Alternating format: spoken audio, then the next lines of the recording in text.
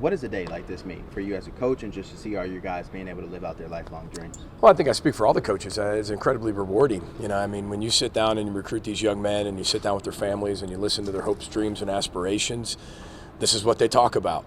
And we talk about academics, athletics, social, spiritual, but if you don't love football, it's going to be hard for you to go through a football program at this level, and they all love it. And to watch them have a chance to accomplish all their dreams makes you a proud parent. And this is what coaching is. You take them from where they were to where they want to be, and this is a day they get a chance to go prove themselves, and that's our job. You see a guy like Axel Ruschmeyer out here on a pro day. Yeah. Would you have expected that, like when he came?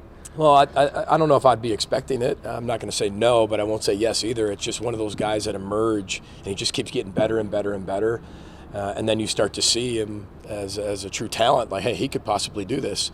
And he's so strong, and he's athletic, and he's a guy that almost quit football because he didn't know if he was going to play. And then his body kind of took off, and an opportunity arose where he could go play and show what he could do, and he took full advantage of that. How do you use this day and this event to motivate the guys that you still have in your program? Oh, I don't think I have to motivate anybody. I think today speaks for itself.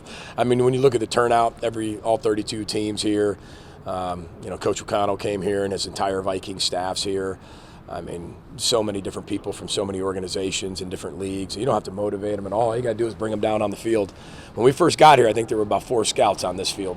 And, that's not us. That's a credit to the players, and just shows where the program's heading, and shows how important, what they do and how they do it is.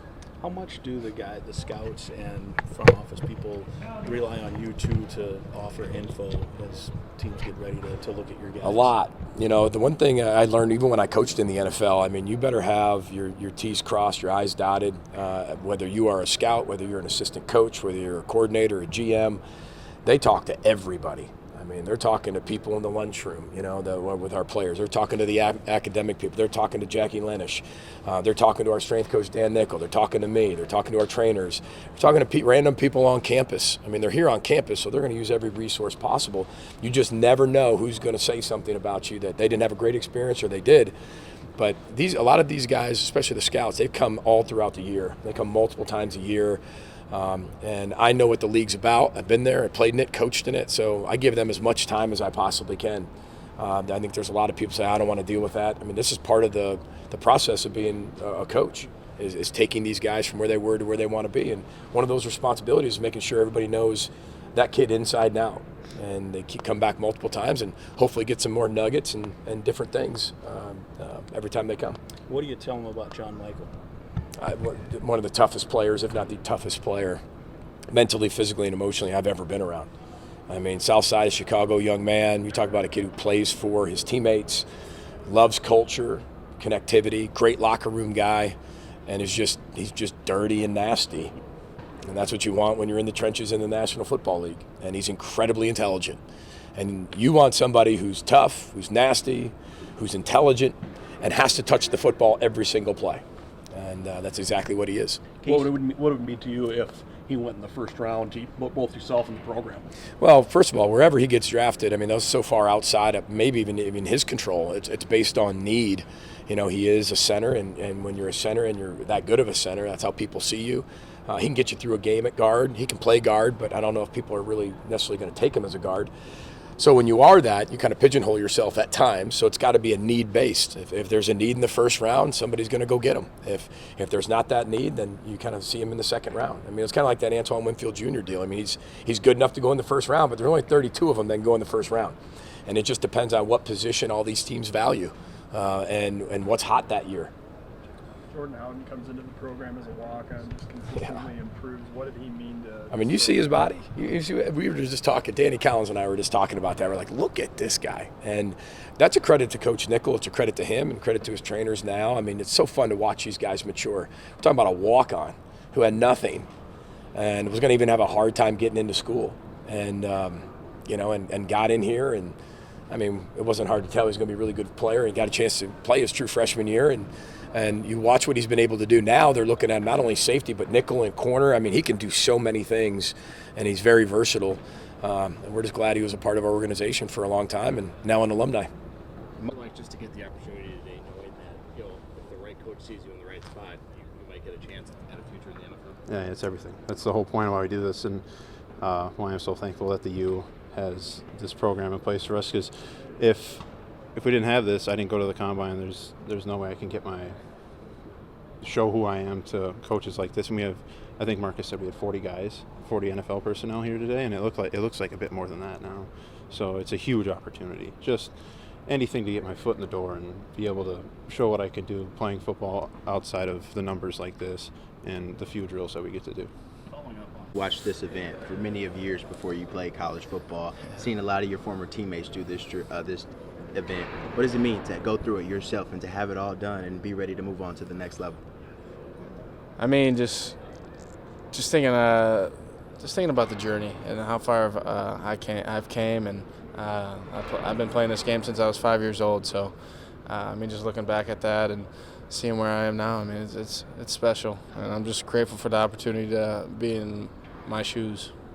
How detail-oriented is your preparation for a day like this at the combine? Because we're watching you, you're looking really flexible. How detail-oriented? Yeah, I mean, everyone has their routine, so we got a routine all set up when we started combine prep. So it kind of just comes natural when you start doing it every day. So you gotta thank the trainers and everything like that. So. Based on your trainers and your agents, what did NFL teams want to see from you, and do you think you've shown that to them so far throughout this process? Yeah, I mean, definitely just hit on my pass pro. Being able to sit and get open in my stance, or not open in my set, and not rising in my hips if I redirect. So I feel like I showed them today that I can do it all at any position in the interior. So. Pretty crazy to think that a little over a month from now you're going to get a phone call that's going to change your life forever. Yeah, but you got to take it one day at a time. And right now I'm just focused on today, and then tomorrow I'll focus on tomorrow. And I'm not really looking that far yet, so we'll get there when we get there. Is that some serious feedback you've gotten for teams to play guard as well? Yeah, I mean, I'm open to play any position a team needs me to play to make them better. At the end of the day, you're going to want to play multiple positions on the O-line just so you're reliable, and just in case something else happens. You never know. So just having that experience in both positions is key. Did you take anything away from the two Vikings and Giants offensive line coaches here? I mean, you see their offensive lines. I mean, pretty good offensive lines in the National Football League. So just blessed to be an opportunity to learn from a great group of coaches, and just take in the coaching. And yeah. How did the team interviews go when you were out in Went really good. I mean, met with a decent amount of team, up to 10 teams, and just showed who I was at the end of the day. Showed my personality, and showed my why I was playing, and yeah. Has your agent given you any indication as to maybe where you might, get picked, or what the range might be, and what teams are serious? Not really. Like I said, not really focused on that. I mean, I'm just honored for whoever picks me, and wherever that is, I'll be grateful for it, and I'll be ready to play and go ready and dominate. So, what was your answer when the team said, "Why do you play?" What was your response? I mean, I just think about the little kid when I was 5 years old. Just think about when I first started playing. And, there's many reasons. I mean, the people you play with, and your bond with one another, the name on the back of my jersey, how much I take pride in that, and obviously my family, very supportive family, and they would do anything for me. So, yeah. What's the best piece of advice you've gotten through this whole process? Just trust the process. Trust the process. Trust the training. I mean, it's very repetitive. I mean, you can get bored with it. I mean, with the process. So just every day, go out there and just be at your best. And just even if it's just getting 1% better each and every day. I mean, that's what you do. And it's just one little detail that you focus on, and you get better at it. So. Axel commended you as a sixth-year guy for the time you spent with the young guys here this last year. Why was that important for you to get back right now? Kind of just leave a legacy. Leave to show how the young guys what the room's supposed to be like, what's the standard in an offensive line room, and how everything's done, and how everything should be done the right way. So,